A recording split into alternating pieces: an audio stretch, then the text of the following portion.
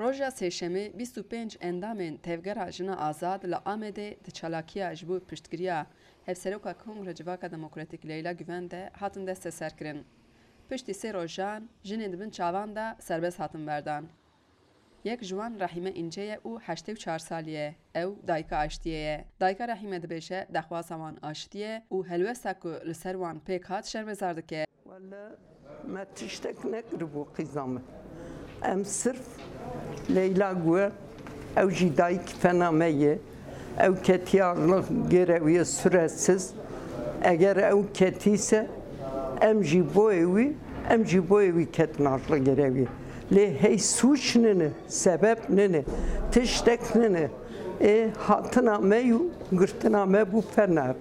Lê daxwaziya me eger boyê aştiye em dayîkê aştiye ne boyê aştiye ne ka mira bibin her ku derê ez ên ka dîsa jî herim em naxwazim zarokê me Kurda bimirin birayê me jî nemirin birayê wan jî nemirin bira ne gerîlan ne zarokê me ne jî esker ne polîs bimirin daxwaziya me bayê me sûc nekiribû sî dayîka ra sê polîs û qîz û mêr teve batibûn ser me. Her dayîkî ra 10 tane li me civiyan. Dayîkê me ji erdê kaş kirin, dayîkê me bi gora ve birin, xwasî birin. Heya min tiştê xwe top kir, îmana min kişiya. Qîzan bise tiştê xwe hem top kir, me tişkî nekirî, me dizî kirî, me çi kirî? Yani me tişkî xirab nekir. Wele daxwaziya me aşitiye, azadiye. Heya ki ji me were doza azadî û aştiye dan. Lê hey dilê dayîka em dibin êk diye êk nedî jî qet nebîne.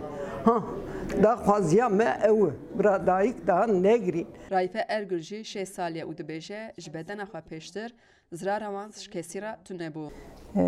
Hem birêz Leyla Güven duruma wî ewa sû roj e çalakiya birçîbûnê da ye.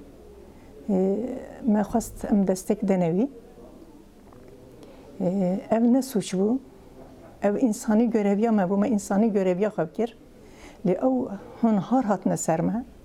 We du roj me hişne bin çav da, sê roj me hişne bin çav da.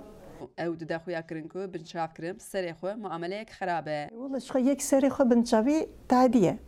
Yani piştî vî emrê ku dayîk bibin bêxnelekî bêlehaq bêle sebep sadece em li harûn dibin ne zarê me gihabû kesê me zarê da wî canê xwe sadece em dengê xwe gihîn ne ji bo êku kî çareserî dikare bike em dengê xwe gihîn nevî wî qasê em me çalakiya xwe dest pê kir yek serê xwe ku me birin xistine zindanê ji xwe tehdî ye yani ji wî mastir tehdî tune me berdane ama ser tiştek suç nedîtine texmîn ca dosyayê me ku me cezayê xwe daye bûriye 20 sal arê da bûriye 10 sal arê da bûriye taze wan dosyan anîne meydanê ev neheqiyekî mezin e divê tin rojek zûtir ev bête rastkirin ev neheqiya hanê ser milletê Kurd rabin.